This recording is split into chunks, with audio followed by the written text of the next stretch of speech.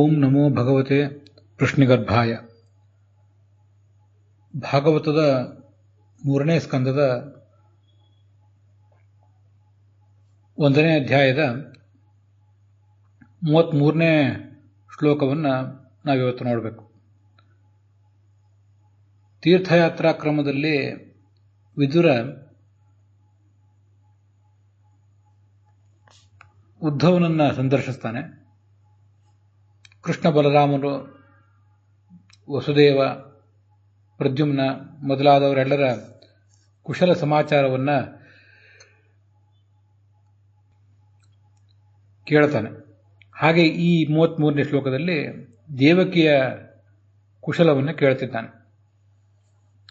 ಹಿಂದೆ ಅದಿತಿ ವಾಮನನಿಗೆ ತಾಯಿಯಾದಂತೆ ಕೃಷ್ಣನಿಗೆ ತಾಯಿಯಾದವಳು ಈ ದೇವಕಿ. ವೇದಮಾತಾ ದೇವಿಯೊಬ್ಬಳು ಈ ಯಜ್ಞನಾಮಕನಾದ ಭಗವಂತನ ಮಹಿಮೆಯನ್ನು ತನ್ನ ಅಭಿಪ್ರಾಯ ಅನ್ನೋ ಗರ್ಭದಲ್ಲಿ ಹೊತ್ತು ಅದನ್ನು ಜಗತ್ತಿಗೆ ಹೆತ್ತು ತೋರಿಸುವಂತೆ ದೇವಕಿ ಕೂಡ ಕೃಷ್ಣನನ್ನು ಗರ್ಭದಲ್ಲಿ ಹೊತ್ತಳು. ಅವಳು ಸುಖಿಯಾಗಿದ್ದಾಳ ಅಂತ ಪ್ರಶ್ನೆ ಕೇಳುತ್ತಿದ್ದಾನೆ ವಿದುರ. ಇಲ್ಲಿ ಅದಿತಿ ವಾಮನನಿಗೆ ತಾಯಿಯಾದಂತೆ ಕೃಷ್ಣನಿಗೆ ತಾಯಿಯಾದಳು ದೇವಕಿ ಅಂತ ಉಪಮಾ ಕೊಟ್ಟಿರುವುದೇನಿದೆ ಅದು ಕೇವಲ ಉಪಮೆ ಅಲ್ಲ. ವಾಮನ ರೂಪ ಭಗವಂತನಿಗೆ ಕಶ್ಯಪನೇ ತಂದೆಯಾಗಿದ್ದ, ಅದಿತಿಯೇ ತಾಯಿಯಾಗಿದ್ಲು. ಆ ಅದಿತಿಯೇ ಇಲ್ಲಿ ದೇವಕಿಯಾಗಿ, ಮತ್ತೆ ಕಶ್ಯಪರೇ ವಸುದೇವನಾಗಿ ಜನಿಸಿದ್ರು. ಈ ದೇವಕಿಯ ತಂದೆ ದೇವಕ ಅಂತ, ಅವನು ಭೋಜ ಕುಲದವನು. ಈ ಯದುವಂಶದವರದೇ ಅನೇಕ ಕವಲುಗಳಿವೆ, ಅದರಲ್ಲಿ ಭೋಜ ಅಂತ ಅನ್ನೋದೊಂದು ಕವಲಷ್ಟೆ. ಅವನ ಮಗಳು ಈ ದೇವಕಿ. ವಿಷ್ಣುಪ್ರಜಾಯ ದೇವಮಾತು ಇವ. ಈ ದೇವಕಿ ಭಗವಂತನನ್ನ ಹೆತ್ತ ದೇವತೆಗಳ ತಾಯಿಯಾದ ಅದಿತಿಯಂತೆ ಇದ್ದಾಳೆ. ಅವಳು ಕಚ್ಚಿತ್ ಶಿವಂ, ಅವಳಿಗೆ ಕುಶಲ ಇದೆಯೋ ಹೇಗೆ. ಶಿವ ಅಂದರೆ ಕುಶಲ, ಹೀಗರ್ಥ. ಯಾವೈ ಸ್ವಗರ್ಭೇಣ ಬಭಾರ ದೇವಂ. ಈ ಅದಿತಿ ಮತ್ತು ಈ ದೇವಕಿ ಇವರೆಲ್ಲರೂ ಕೂಡ, ಹೀಗೆ ಅನೇಕ ದೇವತಾ ಸ್ತ್ರೀಯರು, ಇವರೆಲ್ಲ ಈ ಎಲ್ಲ ದೇವತಾ ಸ್ತ್ರೀಯರು ಕೂಡ ವೇದಾಭಿಮಾನಿನಿ ದೇವತಾ ಸ್ತ್ರೀಯರೇ. ಆದ್ದರಿಂದ ಇಲ್ಲಿ ತ್ರಯೀ ಯಥಾ ಯಜ್ಞವಿತಾನಮರ್ಥಂ, ತ್ರಯಿ ಅಂದರೆ ವೇದ, ಅದು ಈ ಯಜ್ಞನಾಮಕನಾದ ಭಗವಂತನೆಂಬ ಅರ್ಥವನ್ನು ತನ್ನ ಗರ್ಭದಲ್ಲಿ ಹೊತ್ತಂತೆ ಈ ದೇವಕಿ ಹೊತ್ತಳು. ಈ ದೇವಕಿಯು ಕೂಡ ಕೃಷ್ಣನನ್ನು ತನ್ನ ಗರ್ಭದಲ್ಲಿ ಹೊತ್ತು ಹೆತ್ತಳು ಅಂತ ವರ್ಣನೆ ಮಾಡಿದ್ದಾರೆ. ವಸ್ತುತಃ ಅದು ಕೂಡ ಕೇವಲ ಉಪಮಾ ಏನಲ್ಲ. ಎಲ್ಲ ದೇವತಾ ಸ್ತ್ರೀಯರು ಕೂಡ ವೇದಾಭಿಮಾನಿನಿ ದೇವತಾ ಸ್ತ್ರೀಯರೇ. ಈ ಕಾರಣದಿಂದಲೇ ಭಗವಂತನನ್ನು ವೇದಗರ್ಭ, ತ್ರಯೀಗರ್ಭ, ತ್ರಯೀಸುತ ಅಂತ ವರ್ಣನೆ ಮಾಡ್ತಾರೆ. ಅದು ಭಾಗವತ ತಾತ್ಪರ್ಯದಲ್ಲೂ ಮುಂದೊಂದು ಕಡೆ ಬರೋದಿದೆ.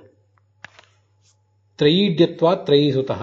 ತ್ರಯಿ ಅಂದರೆ ವೇದ, ಅದರಿಂದ ಈಡ್ಯ ಸ್ತುತ್ಯನಾದ್ರಿಂದ ಅವನನ್ನು ಆ ತ್ರಯೀಯ ವೇದದ ಮಗ ಅಂತ ಹೇಳ್ತಾರೆ. ಹಾಗಾಗಿ ತ್ರಯೀಸುತ ಅಂದರೂ ವೇದಗರ್ಭ ಅಂದರೂ ಅರ್ಥ ಒಂದೇ.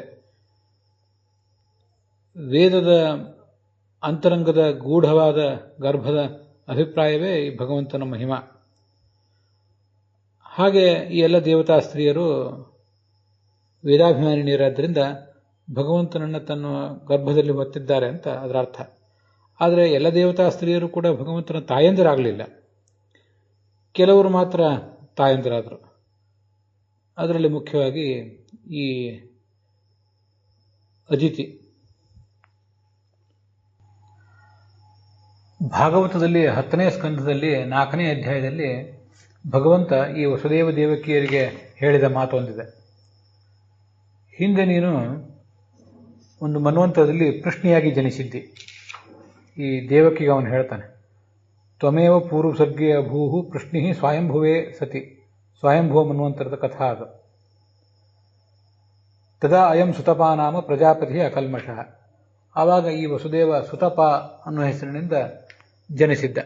ನೀವಿಬ್ಬರು ಗಂಡ ಹೆಂಡಂದಿರಾಗಿದ್ರಿ, ನನ್ನನ್ನು ಆರಾಧಿಸಿದ್ರಿ.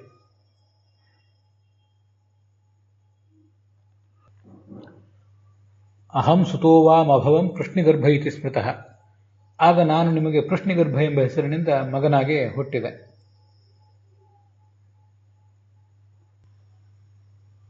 ಮತ್ತೆ ನೀವು ವಸುದೇವ ದೇವಕಿಯರು ಈಗ ಹುಟ್ಟುವುದಕ್ಕಿಂತ ಮುಂಚೆ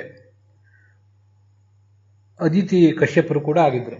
ಮೊದಲು ಸುತಪ ಮತ್ತು ಪೃಷ್ಣಿ, ಮತ್ತೆ ಅದಿತಿ ಮತ್ತು ಕಶ್ಯಪರು, ಮುಂದೆ ವಸುದೇವ ದೇವಕಿಯರು, ಹೀಗೆ ಅಂತ ಕಾಣಿಸ್ತದೆ. ನೀವು ಪೃಷ್ಣಿ ಮತ್ತು ಸುತಪರಾಗಿದ್ದಾಗ ನಾನು ಪೃಷ್ಣಿಗರ್ಭನಾದೆ. ನೀವು ಅದಿತಿ ಕಶ್ಯಪರಾಗಿದ್ದಾಗ ನಾನು ಉಪೇಂದ್ರ ವಾಮನನಾದೆ.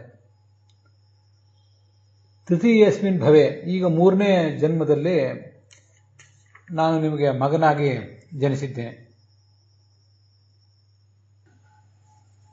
ಹೀಗೆ ಭಗವಂತನನ್ನು ಪೃಷ್ಣಿಗರ್ಭ, ವೇದಗರ್ಭ, ತ್ರಯೀಸುತ ಅಂತ ನಾವು ಹೇಳ್ಬೋದು.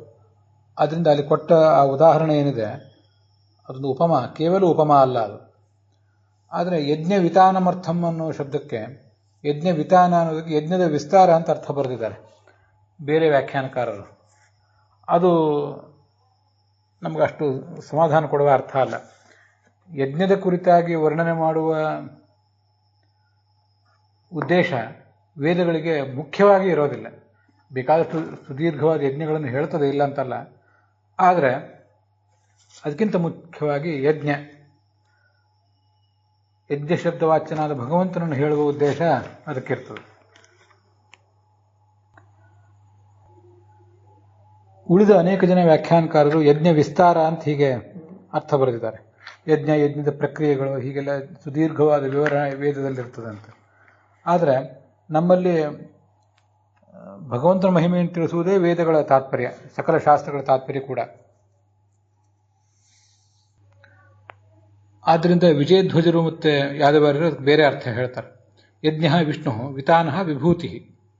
ವಿತಾನ ಅಂದರೆ ವಿಭೂತಿ, ಆ ವಿಷ್ಣುವಿನ ಒಂದು ಅವತಾರ ರೂಪ ಇದು. ಹೀಗೆ ವಿತಾನ ಅಂದರೆ ಅವತಾರ ರೂಪ ಅಂತ ಅರ್ಥ ಮಾಡಿದ್ದಾರೆ. ಯಾದವಾರ್ಯರು ಯಜ್ಞ ವಿಸ್ತಾರ ರೂಪಂ ಅರ್ಥಂ ಅಂತ ಬರೆದು ಮುಂದೆ ಯಜ್ಞ ವಿಷ್ಣು ತದ್ವಿತಾನಂ ತದ್ವಿಸ್ತಾರ ರೂಪಂ ಮಾಹಾತ್ಮ್ಯಂ, ಭಗವಂತನ ಮಹಾತ್ಮ್ಯ ಎಂಬ ಅರ್ಥ ಅಂತ ಅರ್ಥ ಬರೆದಿದ್ದಾರೆ. ಅಲ್ಲೊಂದು ಮಹತ್ವದ ಸಂಗತಿ ಅಂದರೆ ಪೃಷ್ಣಿ ಅಂದ್ರೂ ವೇದ ಅಂತಲೇ ಅರ್ಥ. ಅದು ತಾಸ್ಯ ಸೂದದೋಹ ಸಹ ಸೋಮಂ ಶ್ರೀಣಂತಿ ಪೃಷ್ಣಯ ಅಂತ ಋಗ್ವೇದದ ಮಾತೊಂದಿದೆ. ಅದನ್ನು ಖಂಡಾರ್ಥ ನಿರ್ಣಯದಲ್ಲಿ ಆಚಾರ್ಯರು ವ್ಯಾಖ್ಯಾನಿಸಿದ್ದಾರೆ. ಪೃಷ್ಣಿ ಅಂದರೆ ವೇದವಾಕ್ಯ. ಯಾಕೆಂದರೆ ಪ್ರಶಂಸನ ರೂಪತ್ವಾತ್, ಭಗವಂತನ ಪ್ರಶಂಸೆ ಮಾಡಲಿಕ್ಕೆ ಹೊರಟಿರುವುದರಿಂದ ಈ ವೇದ ಶಾಸ್ತ್ರಗಳನ್ನು ಪೃಷ್ಣಿ ಅಂತ ಹೇಳ್ತಾರೆ. ಅಥವಾ ಅತ್ಯಂತ ಶ್ರೇಷ್ಠ ಪ್ರಮಾಣ ಆದ್ದರಿಂದ ಎಲ್ಲರಿಂದ ಪ್ರಶಂಸಿಸಲ್ಪಟ್ಟದ್ದು, ಆ ಕಾರಣದಿಂದಲೂ ಅದನ್ನು ಪೃಷ್ಣಿ ಅಂತ ಹೇಳ್ತಾರೆ. ಅವುಗಳ ಗರ್ಭದಲ್ಲಿ ಒಡಮೂಡುವ ಈ ಭಗವಂತನೇ ಪೃಷ್ಣಿಗರ್ಭ. ಭಾಗವತದ 10ನೇ ಸ್ಕಂದದ 44ನೇ ಅಧ್ಯಾಯದಲ್ಲೇ ಮುಂದೆ ಒಂದು ಮಾತು ಬರ್ತದೆ, ಸರ್ವೇಷಾಮಾತ್ಮದೋಷ್ಯಾತ್ಮ ಪಿತಾಮಾತಾ ಸ ಈಶ್ವರ ಅಂತ. ನಮಗೆ ನಿಮಗೆ ಜನಸಾಮಾನ್ಯರಿಗೂ ಕೂಡ ಅವನು ಆತ್ಮಜ, ಮಗ ಇದ್ದಂತೆ ಭಗವಂತ ಅಂತ. ವಿಶೇಷವಾಗಿ ಸತ್ಯವತಿ ವೇದವ್ಯಾಸನನ್ನು ಹೆತ್ತಳು, ದೇವಕಿ ಕೃಷ್ಣನನ್ನು, ಪೃಷ್ಣಿಗರ್ಭನನ್ನು, ಹೀಗೆ ಅವರು ನಿರ್ದಿಷ್ಟವಾಗಿ ತಾಯಂದಿರಾಗಿದ್ದಾರೆ. ವೇದಸ್ಯ ಗರ್ಭ ಅಂತ ಭಾಗವತವನ್ನು 5ನೇ ಸ್ಕಂದದ 7ನೇ ಅಧ್ಯಾಯದಲ್ಲಿ 13ನೇ ಶ್ಲೋಕದಲ್ಲಿ ವರ್ಣಿಸಿದೆ. ಹೀಗೆ ಪೃಷ್ಣಿಗರ್ಭ, ವೇದಗರ್ಭ ಇವೆಲ್ಲ ಸಮಾನವಾದ ಅರ್ಥಗಳು.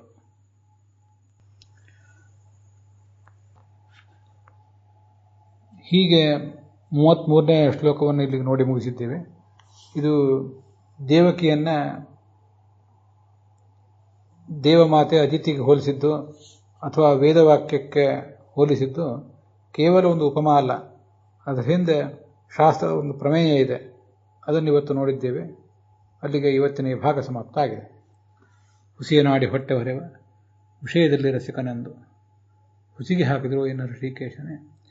ಈಶನಿನ್ನ ಚರಣ ಭಜನೆ ಆಸೆಯಿಂದ ಮಾಡುವೆ, ದೋಷರಾಶಿ ನಾಶ ಮಾಡು ಶ್ರೀಶಕೇಶವ. ಶ್ರೀಕೃಷ್ಣಾರ್ಪಣಮಸ್ತು.